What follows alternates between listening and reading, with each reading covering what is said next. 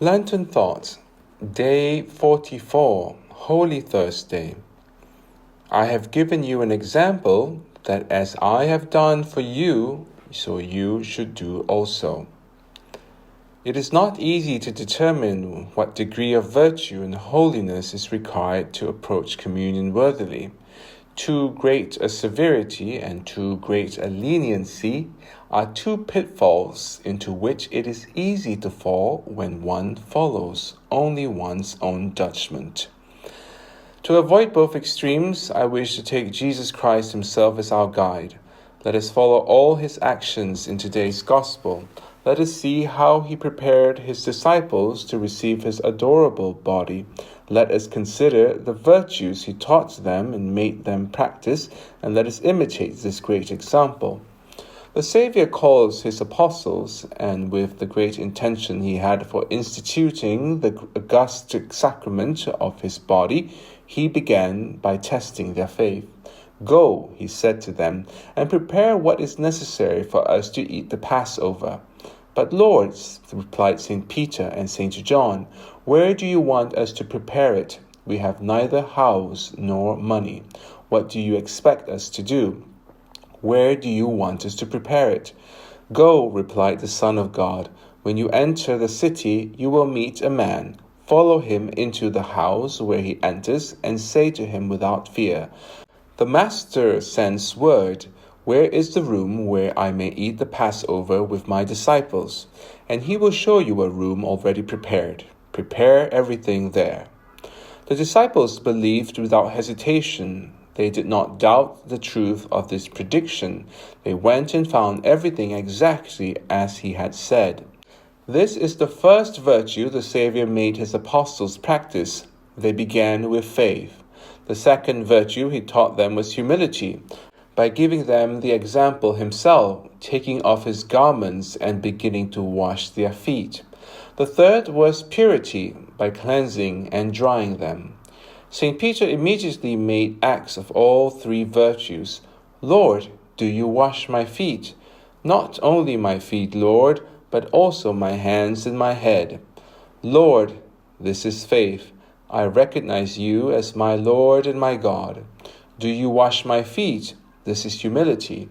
I cannot endure that you humble yourself to such a point. Not only my feet, but also my hands and my head. This is purity. I confess, Lord, that I need to be entirely purified. Model yourselves on this great example if you want to approach Holy Communion worthily. Approach with faith, humility, and purity. First point, faith. The Apostle St. Paul expressly commands the faithful to approach Jesus Christ with perfect faith. Let us draw near with a true heart in full assurance of faith. He warns them that they are obliged to receive Christ into their soul by faith before receiving him in their body through communion, that Christ may dwell in your hearts by faith.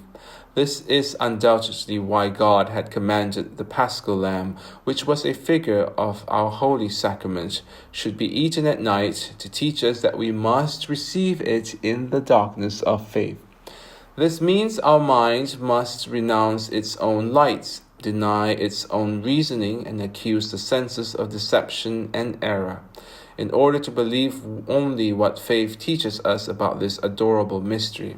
The learned Abbot Rupert says that faith is especially necessary to Christians when they communicate, because this sacrament was instituted principally to repair their infidelity, or rather the false faith of our first parents. He suggests that the sin of those unhappy ones was a disorder of faith. They believed on the word of the devil, the divinity and life were hidden in the fruit, even though they did not see it with their eyes, and reason opposed it. What does the Son of God do? He repairs this false faith with true faith. He institutes the adorable sacrament of the altar, a miraculous fruit in which he hides his divinity and his life, and he wants us to believe it on his word, even though we do not see it, and our reason is confounded. To expiate the guilt of false credulity, it is required of you to believe what you do not see. Adam recklessly believed that life and divinity were hidden under forbidden fruit, and Jesus Christ wants us, in reparation for that imprudent credulity, to believe that his sacred body, his divinity, and his life are hidden under the veils of this sacrament. Adam believed the word of the devil against all appearances, and Jesus Christ, for reparation, wants you to believe his word against all appearances.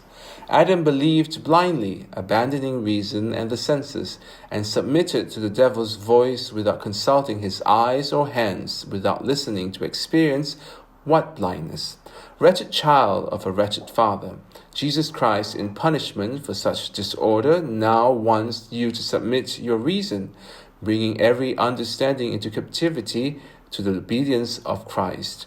He wants you, despite your intellect and natural understanding, despite the evidence of your eyes, despite all your senses, despite experience itself, to believe blindly that this new fruit of life contains his body and divinity.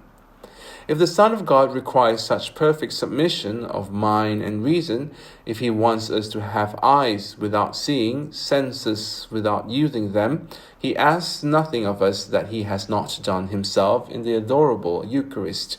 He has a divine mind, but it is, so to speak, captive. He has a spirit, but it is hidden. He possesses all the same wisdom and knowledge as in the bosom of his Father, but he gives no outward sign of it. All is hidden in the darkness of this mystery. He made darkness his secret place. Those radiant lights which he possesses in heaven are veiled, obscured, and effaced. He shutters up the stars, as it were, under a seal.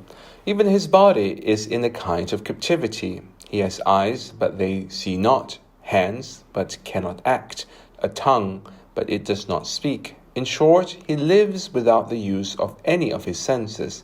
So when you submit your reason and senses, you are doing nothing for Jesus Christ that he has not already done for you.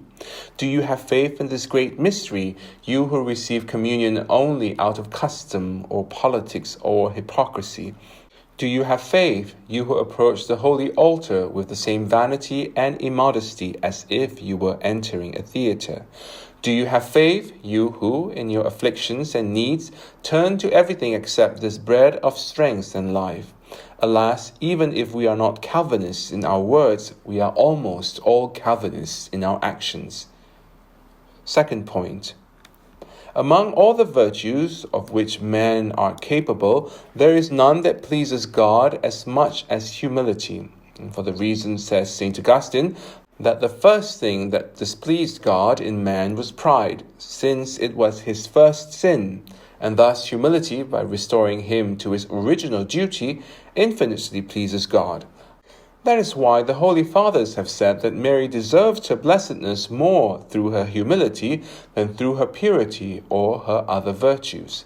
Those humble words, Ecce ancilla Domini, behold the handmaid of the Lord, those titles of servant and slave, drew upon her the glorious title of the Mother of God.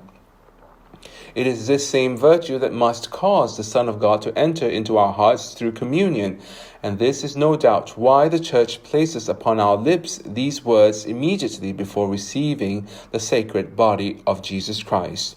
Domine non sum dignus ut inter subtectum meum.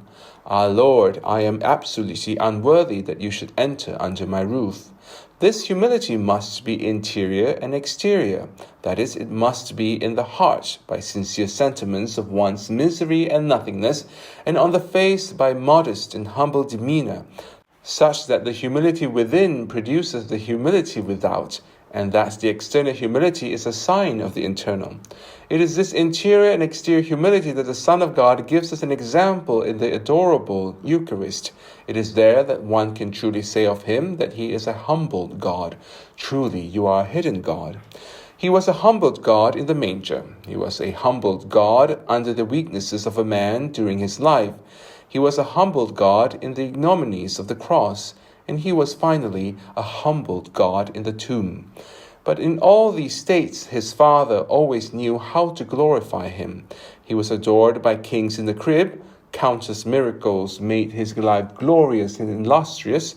Heaven flashed and the earth trembled at his death. and he rose from the tomb triumphant over death. But in the adorable Eucharist, he is a humbled God without any mark of glory. He is humbled inwardly, since all his divine perfections are hidden and, as it were, annihilated. He is humbled outwardly, since his adorable body is the lowest condition imaginable. Do you have this interior humility? You who are full of pride and have no other God than your ambition. Do you have this exterior humility, you who approach the holy altars like adorned idols, wanting to be worshipped in the place of the true God? Third point. The great apostle warns us that before receiving Jesus Christ, we must establish within ourselves a kind of judgment, to avoid that which we are threatened with if we approach communion with an impure heart. He eats and drinks judgment to himself. A judgment in which we examine all our actions and punish rigorously even our smallest sins. Let a man examine himself. A judgment by which we condemn ourselves to death, that is, to die to our passions and to all that might corrupt our hearts. It is this spiritual death of which Jesus Christ gives us the example of the august sacrament. There he is, under the appearances of bread and wine, in a state of death. There he is covered by the appearances of these inanimate substances, without movement, without action, and without feeling. What an admirable model of the Christian's moral death! He must appear dead to all things. The things of the world must no longer touch him. He must have eyes that see nothing worldly, ears that hear nothing.